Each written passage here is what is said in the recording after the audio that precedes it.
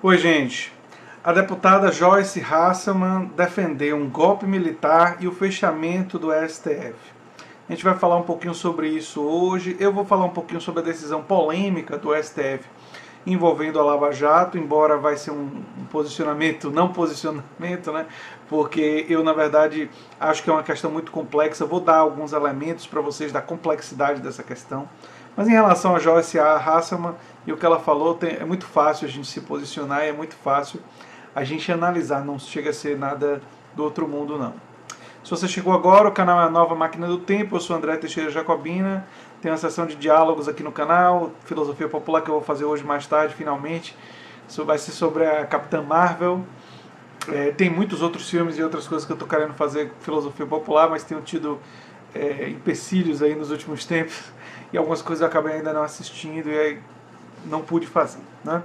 Bem, a decisão do STF de deixar na Justiça Eleitoral crimes de caixa 2 e outras questões e, de certa forma, dificultar o trabalho da Lava Jato, é uma decisão que, obviamente, esbarra na luta e no combate à corrupção. E o Hélio Gaspari fez uma coluna recentemente falando sobre isso. Mas esse não é o único ângulo para analisar essa questão, porque existe um negócio relacionado ao próprio combate à corrupção, de interesses internacionais, que usa do combate à corrupção, na verdade, para desconstruir empresas públicas, como é o caso da Petrobras, que hoje, por causa das multas e de tudo mais que está tendo que pagar, inclusive de advogados, perdeu muito do seu valor. É patentemente óbvio que a corrupção deve ser combatida ferozmente. Isso daí não entra nem em discussão. A questão é, será que nós vamos ser cegos para o uso político do combate à corrupção? Acredito que nós não podemos ser cegos em relação a isso. Nós temos que examinar isso, não para defender o não combate à corrupção, que seria uma grande bobagem, mas para defender que o combate à corrupção seja de fato um combate à corrupção que já aconteceu e a implantação de desenhos institucionais que dificultem que ela volte a acontecer.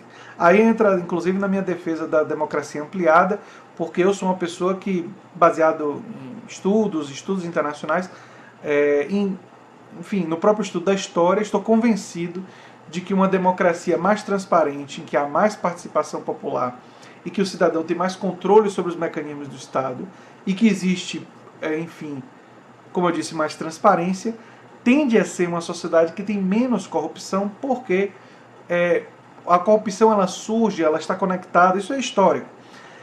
Historicamente, a ideia do arbítrio e a ideia do segredo são dois elementos fundamentais para a corrupção acontecer.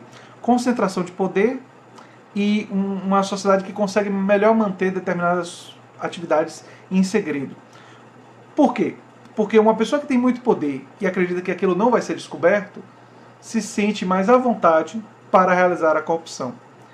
Então, muitas pessoas querem reduzir a questão da corrupção como uma questão moral no nível micro do indivíduo. E é claro que indivíduos com moral forte podem resistir em situações de muito incentivo à corrupção e indivíduos moralmente comprometidos podem realizar corrupção em circunstâncias bastante adversas. Então os dois extremos existem, mas a maior parte da realidade se dá não nos extremos, a maior parte da realidade se dá em, digamos assim, indivíduos comuns. Claro que não, é muito difícil definir o que seria esse indivíduo, mas o que eu quero dizer com isso é que os desenhos institucionais, os estímulos e incentivos têm tudo a ver com aquilo que se manifesta a longo prazo. Então, sociedades que têm uma cultura e um mecanismo de incentivo para contra-incentivar a corrupção e para garantir que ela provavelmente vai ser descoberta, tende a evitar, mesmo aqueles indivíduos que teriam uma certa tendência a ser corruptos, a se tornarem corruptos.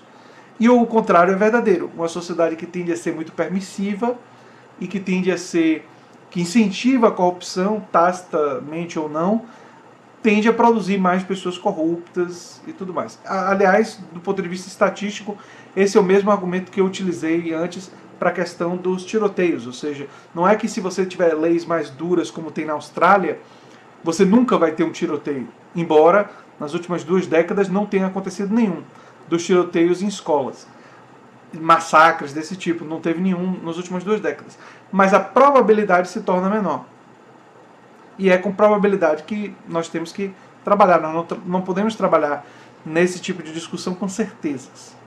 No entanto, embora essa questão seja muito complexa, e eu vou colocar um artigo do Luiz Nassif, vou ver se eu acho a matéria do Hélio Gaspari e outras questões para vocês irem pensando sobre esse tema, e não quero aqui fechar esse tema porque é um tema que eu estou começando a pensar ele agora, então eu acho que tem um alto grau de complexidade, e quando isso existe eu não gosto de dar uma declaração definitiva, fechada, eu gosto de pensar, ler, até escrever um pouco sobre isso e amadurecendo, e aí eu me posiciono. Mas sobre o que a Joyce Hasselman falou, é muito fácil a gente se posicionar. O que foi que ela falou? Ela defendeu abertamente o fechamento do STF, Supremo Tribunal Federal, nem que para isso seja necessário um golpe militar. Ela postou vídeo em redes sociais aqui no YouTube, né? E em tom de ameaça, ela acusa o STF de provocar insegurança jurídica no país e diz que pedirá o artigo 142 nas ruas. O artigo estabelece o emprego das Forças Armadas diante da ameaça à soberania nacional. Ela chamou o presidente do Supremo, Antônio Dias Toffoli, de advogado do PT, o que é ridículo para quem conhece o Dias Toffoli. Gilmar Mendes de traidor da pátria e conclui: o Supremo tem que ser dissolvido. Bem, eu já vinha falando para vocês que o pessoal da direita ralé, é como eu chamo essa nova direita, porque eu quero diferenciar ela de uma direita liberal, que eu tenho divergências, mas não é a mesma coisa do que a gente viu aqui. Entendeu? Existem várias direitas e existem várias esquerdas. Não é? Mesmo dentro da esquerda existem grupos que eu tenho crítica e outros que eu tenho muita identidade, enfim. Às vezes dentro do mesmo partido. Então, a gente não pode julgar o todo pelo singular ou por um grupo, né, do qual a Joyce Hasselman faz parte. Mas ela ecoa falas do Eduardo Bolsonaro, né, que falou que bastava de um cabo, foi o Eduardo, não foi? Bastava de um soldado e um cabo para poder tomar o Supremo. E é mais grave no momento atual porque nós estamos falando de uma deputada eleita e que é mais grave porque ela claramente, ela não está falando simplesmente em sentido hipotético, o que já era grave no caso do Eduardo, mas ele estava tratando de uma hipótese. Se o Supremo resolver caçar o meu pai, daí a gente vai fazer isso, tal, tal. É gravíssimo o que ele falou, mas ele estava tratando do ponto de vista hipotético, especulativo. Ele poderia dizer que, não, foi uma figura de linguagem, eu exagerei, ainda assim seria muito grave, mas não é tão grave quanto o que a Joyce Hasselman está falando aqui. E por que não é tão grave? Porque ela não está falando do ponto de vista hipotético. Ela está falando de uma decisão que já aconteceu, que ela discorda, que eu acho que é uma decisão polêmica, mas que a gente tem que analisar, não é uma coisa tão fácil assim. E ela resolve defender basicamente o fim da democracia no Brasil. Um golpe militar seria exatamente isso. E tem gente ainda que tem uma certa ilusão em relação à força das instituições brasileiras. E eu quero ajudar vocês a não ter mais essa ilusão. Se nossas instituições fossem fortes e fossem firmes, quando lá atrás Bolsonaro disse que a milícia da Bahia poderia ir para o Rio de Janeiro, que seria recebida com todas as facilidades, e que ele gostaria muito que a milícia fosse para lá, ele teria que ter sido processado, e por causa desse processo ele não poderia ter sido candidato à presidência. Isso não é uma mera opinião. A nossa legislação prevê a apologia do crime como um crime. Ele fez apologia do crime, ele fez apologia à tortura, e é um torturador. Ele tinha uma funcionária fantasma que não ia para o Congresso, que não era assessora dele, que, como ele mesmo disse, cuidava dos cachorros. E se as nossas instituições fossem fortes, muito antes da eleição, porque isso já se sabia antes da eleição, isso já teria sido alterado. Ele já teria sido processado, inclusive pelo crime de racismo. Então, que ele cometeu quando ele chamou, que disse que os quilombolas não serviam nem para procriar. Então, nossas instituições não são fortes. Eu, inclusive, estou refletindo se elas estão com medo das milícias, estão com medo dos ligados a Bolsonaro. Talvez exista um elemento de medo, de receio, de se sentirem isolados, de serem instituições com estruturas de muitas pessoas conservadoras, e talvez um procurador não se sinta com coragem de enfrentar essa onda sozinho. Talvez esse seja um dos elementos. Mas o fato é que nossas instituições estão amedrontadas. E agora, uma deputada eleita deixou claro que ela defende a dissolução de uma dessas instituições.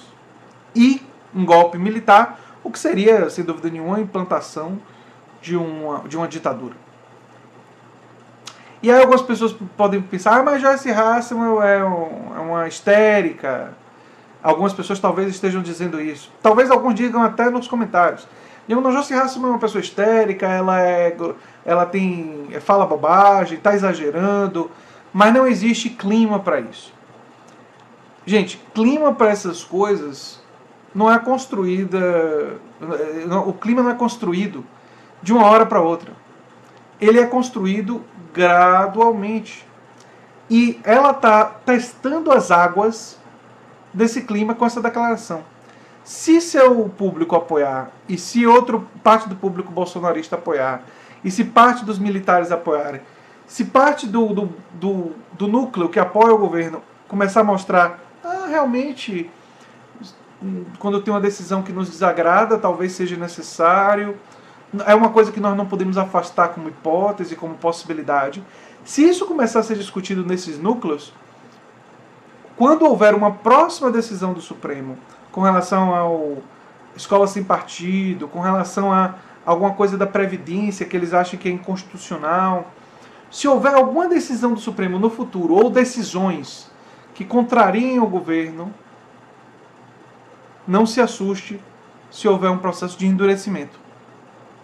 Porque o clima está sendo construído para esse fim. Não é assim, você dorme numa democracia e você acorda numa ditadura. De repente, do nada. Não, você vai construindo aos poucos. Antes do golpe civil-militar de 1964, teve a marcha. Aquela marcha lá com Deus, pela liberdade com Deus, família e tudo mais. Eu nunca consigo dizer a ordem certa porque eu tenho um nojo tão grande daquele pessoal que participou da marcha, porque claramente era uma coisa ridícula, né? E era uma defesa da violência, né? Eram pessoas que comemoraram, muitos daqueles que estavam lá comemoraram a morte de muitas outras pessoas, inclusive de jornalistas e de vozes divergentes, né? E eu não tenho simpatia por quem comemora a morte. Claro que isso não compreende todos que participaram da marcha, mas uma parte significativa compreende sim. Eu tenho muita dificuldade com esse tipo de comportamento. Mas enfim, gente, o vídeo de hoje foi para vocês refletirem sobre isso e para dizer para vocês que o momento do Brasil ele é muito perigoso. Nós estamos num momento muito perigoso. E nós não podemos, em nenhum momento, facilitar para declarações como essa. Quando houverem declarações como essa, nós temos que, com toda a firmeza, nos posicionar e dizer não. Mesmo que a gente discorde da decisão do Supremo, no caso. Mesmo na divergência. Porque a manutenção das instituições democráticas e o fortalecimento delas tem que ser um objetivo para além das decisões eventuais em casos. Eu defendo a democracia não apenas quando a democracia é conveniente para mim, quando realiza decisões que eu concordo. Não, eu defendo ela especialmente quando houverem decisões divergentes da minha.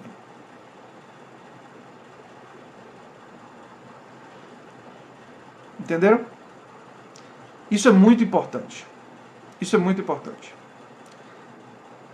Eu estou muito preocupado com o caminho que nós estamos travando, né? Que nós estamos indo em direção. E aí eu falo Brasil.